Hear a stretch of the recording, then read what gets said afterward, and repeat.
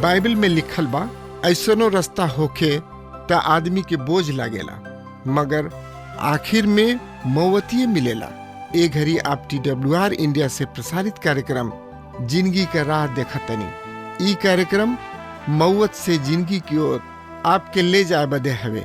कृपा करके देखी सुनी, ताकि परमेश्वर आपकी जिंदगी का रास्ता बतावे वाला ठहरस।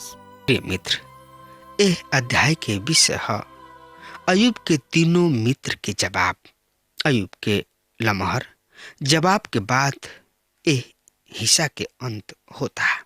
प्रिय मित्र भाई बहन, याद राखी, ओ समय के लोगन के बौद्धिक वाद विवाद पसंद रहे, पर आज लोग खेल में शारीरिक ताकत देखे चाहता है, दिमागी ना। अयुब की किताब 12 अध्याय 1 और 2 पद एह तरी से बता रहा बा। तब अयुब कहता ने, निसंदेह मनुष्य त तू ही हवा, और जब तू मुआब त तोहार बुद्धि भी जात रही। प्रिय मित्र, ई बड़ा ही व्यंग्यात्मक बात बा। अयुब कहता ने, तू सोचा ताड़ा तोहरा किने जवाब बा, पर जब तू मुआब तोहार बुद्धि भी जात रही। उ अयुब के बेवकूफ भी खुद के बुद्धिमान समझत रहन।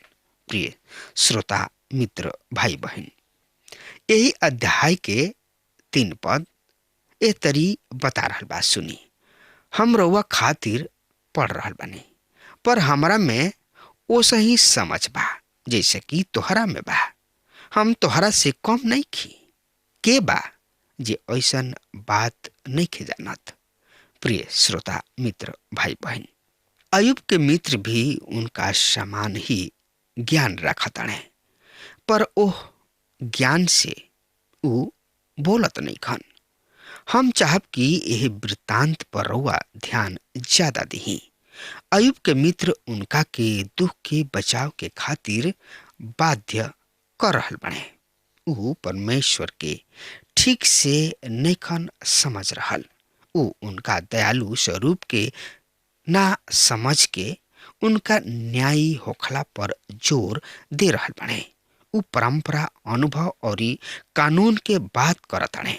जब ओहनी लोग अयुब पर दोष लगौले तो ओहनी लोग अपना आप के निर्दोष बतावत हने। उ परमेश्वर के धर्मी और न्यायी होखला के इनकार कर रहल बने। अब तक ऐसा लागता कि परमेश्वर गलत बने और ओकर आलोचना कैल जाए के चाही। आज ऐसा बहुत लोग यहाँ तक मसीही भी असली सोचलन। अयुब के मित्र के चाहे के यह रहे कि वो उनकर अगुवाई करे, ताकि वो खुद के दोषी मान के परमेश्वर के न्याय ठहरते। परमेश्वर के वचन में ई वृतांत ऐसे लिखल गइल ताकि प्रकट होके।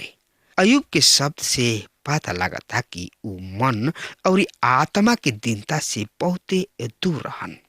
ई दीनता परमेश्वर के उपस्थिति में रहे से मिलता। जैसे पौलुस कहताने, हमरा शरीर में कोनो भी भलू चीज वास ना करेला, या जवन कुछ हम बानी परमेश्वर की अनुग्रह से बानी।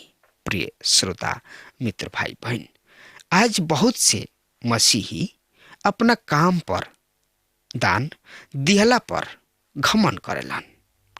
ऐसा लागता परमेश्वर लेवे वाला बाणे और उ देवे वाला बा। उ माना परमेश्वर से भी श्रेष्ठ बा। प्रिय मित्र भाई बहन, हम परमेश्वर के सही गवाही नहीं दे रहल। यदि हम दिन बन के उनका के महिमा नहीं दे तो हमरा काम से और दान दिहला से कोनो फायदा नहीं खे। ई अयुब के किताब के मुख्य शिक्षा है। प्रिय मित्र, त एकरा बारे में यही अध्याय के 4 और 5 पद एह तरी से बता रहल बा। सुनि ध्यान से। हम अपना दोस्त, मित्र, यार के खातिर एगो उपहास के पात्र बन गइल बानी। हम जौना परमेश्वर के पुकार के जवाब पावत रही, हाँ, धर्मी तथा निर्दोष जन हंसी के पात्र बन गइल बा। सुखी आदमी दुखी के तुच्छ जानताड़े। मानव विपत्ति उनका खातिर तैयार कइल गइल होके, जेकर गोड़ बिछिलाला। प्रिय मित्र, अयुब बीमार होखला पर भी तीनों मित्र के सामना करताड़े। तू आराम से बाढ़, आगे हमरा के सलाह दे तड़ा। हमार गोड़ बिछला भी रहल बा और हम गिर भी रहल बानी, पर हमरा किने कोनो शब्द नहीं खे।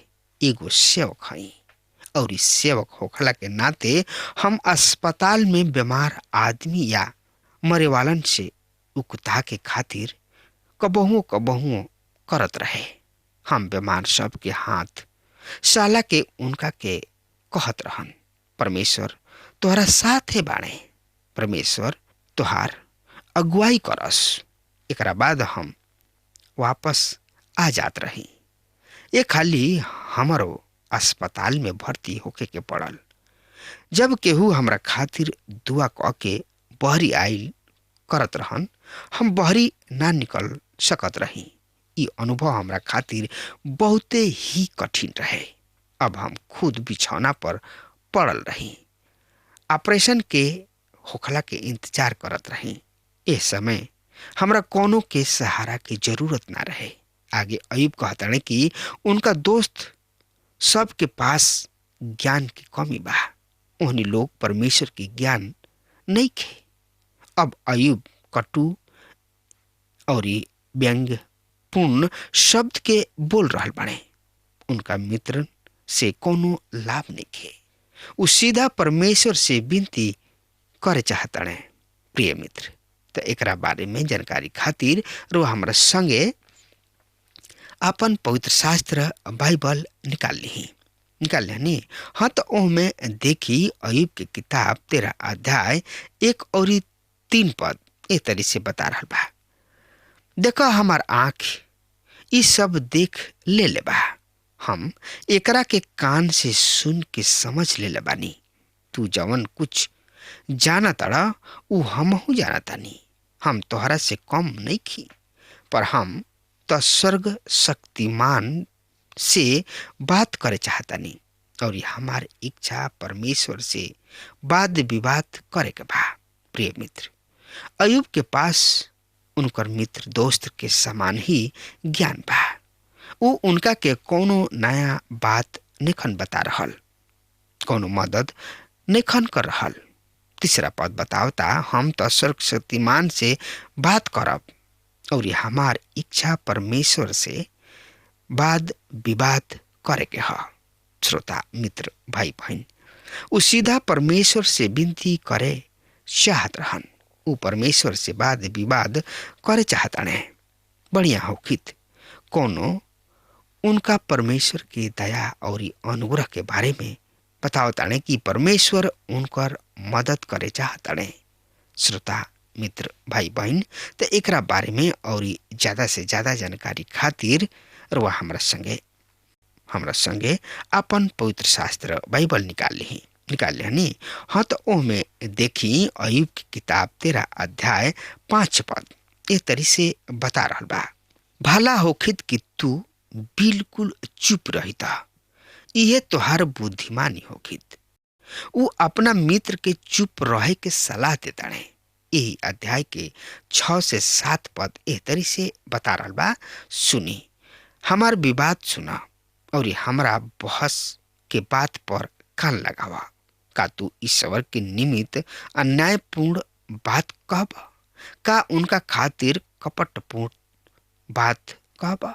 प्रिय मित्र, अयुब अपना मित्र से कहताने कि तू हमरा के पापी ठहरा रहल बड़ा और परमेश्वर के बारे में कपट से बोल रहल बड़ा। अयुब के मित्र यदि चाहत रहन उनकर गलती के ज्ञान करा सकत रहन, पर उ ओकरा के अपना बचाव के खातिर बाध्य कर दिहले।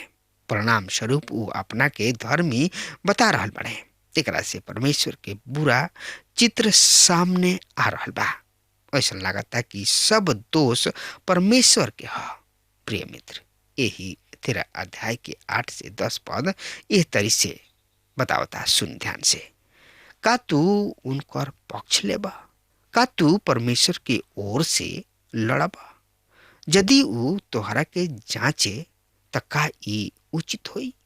का तू उनका के ओसे ही धोखा देबा जैसे आदमी के दिहल जाला?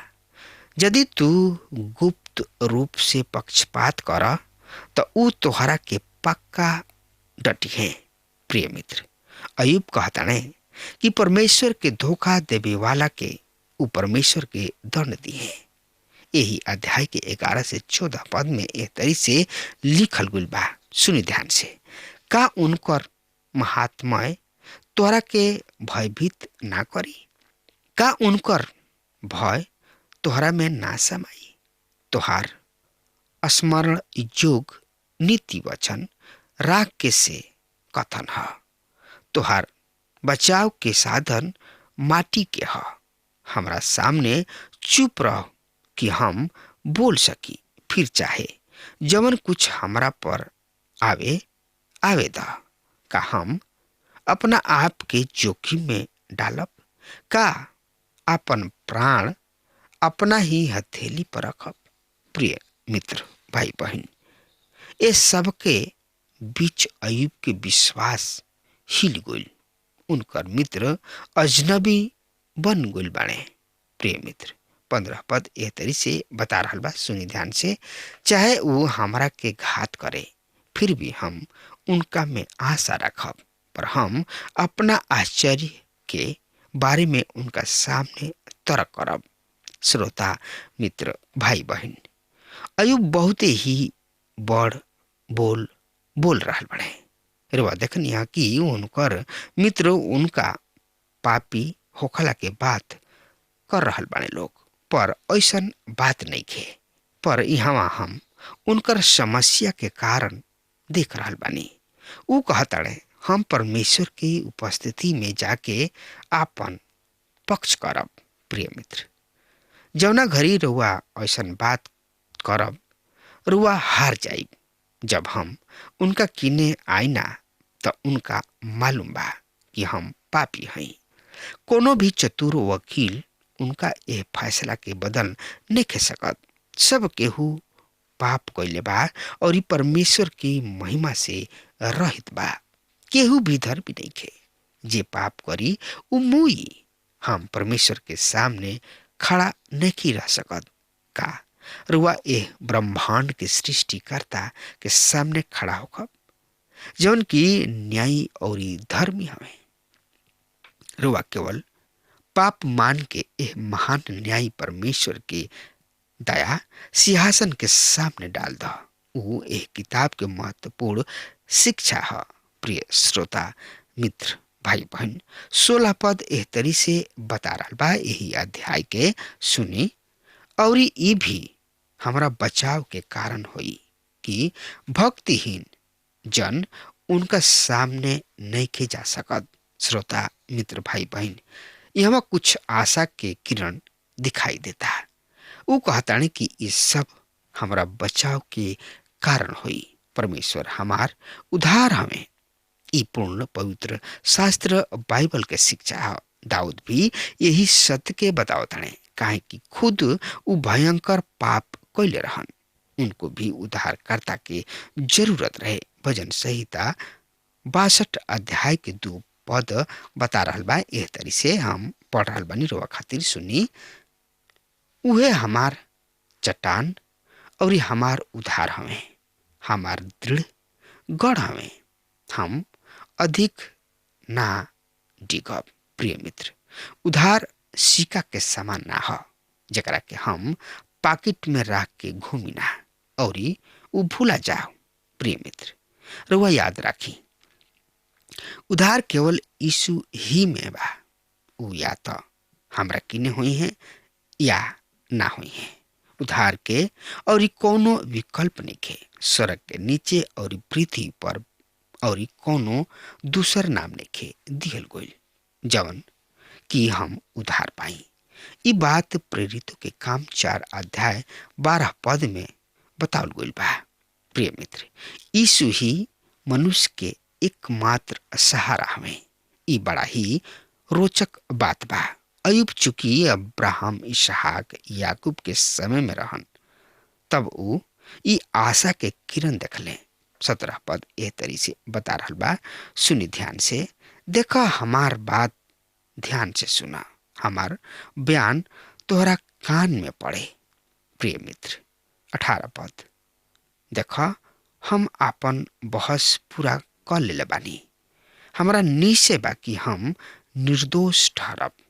अयुब सोच रहल बानी कि परमेश्वर के सामने अयुब के पक्ष मजबूत बा। हम निर्दोष बानी, हम धर्मी ठहरब। आज ऐसन बहुते लोग बाणे जौन की कहेलन हम परमेश्वर के सामने आवे से ना थरथराई ना। हमरा कान सब पर भरोसा बा। हम उन लोग से कुछ कहे के बा कि उन लोग पर दंड की आज्ञा हो चुकल बा। प्रिय मित्र, हम पापी बानी। हम ओ संसार में रहिना जौन की परमेश्वर से बलवा करेलन। ऊ हमरा बिना रह सकेलन, हम उनका बिना नहीं रह सकत। पर परमेश्वर के धन्यवाद होके कि ऊ हमरा से प्रेम करेलन। ऊ हमरा के धर्मी ठहरावे के राह तैयार कइले बाड़े। आपन एक लौता बेटा यीशु मसीह के भेज के यही कारण ऊ हमरा के धर्मी ठहरा सकलन।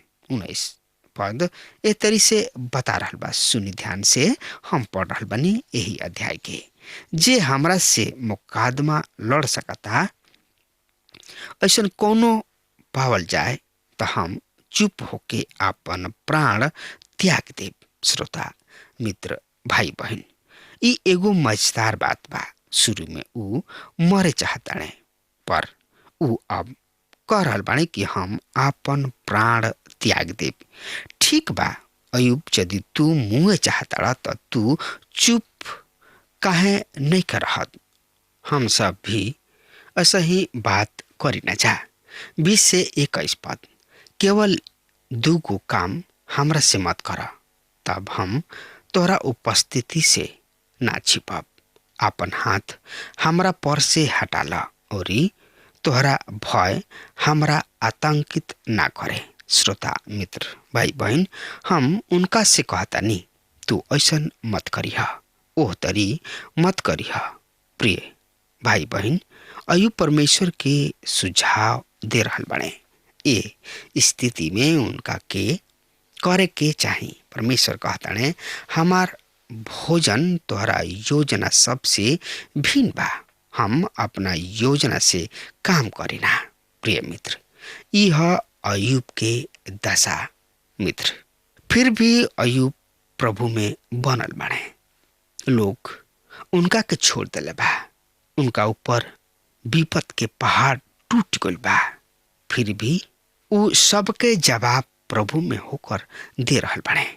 श्रोता मित्र, ई कैसन महान और अचरज भरल बात बा। उनकर शरीर घाव से भर गइल बा, फिर भी ऊ अपना जिंदगी से हारत नहीं खन, पर शैतान से मुकाबला कर रहल बने। मित्र, अगर ऐसन स्थिति हमरा और रउआ संगे होई तो रउआ का करब? तो ई विचार रउआ हमरा के लिख के जरूर से जरूर भेजी। हम इंतजार कर रहल बानी, लेकिन समय हो गइल बा। तब तक रउआ हमरा के आज्ञा दी। परमेश्वर रउआ के बहुते बहुते आशीष देस। आमीन। हमके विश्वास बा कि ई कार्यक्रम आप सब खातिर फायदेमंद सिद्ध भइल हुई। हम चाहतनी कि आप सब आपन आपन आशीष हमरो से बांटी। अगर आप सबके लगे बाइबल से चाहे आपकी निजी जिंदगी से कोनो सवाल होके, चाहे कोनो समस्या खातिर प्रार्थना करावे चाहतनी, तो हमारी फोन नंबर पर जरूर संपर्क करें। परमेश्वर आप सबके बहुत आशीष प्रदान करें और आज का दिन आप खातिर सुखद बनावे।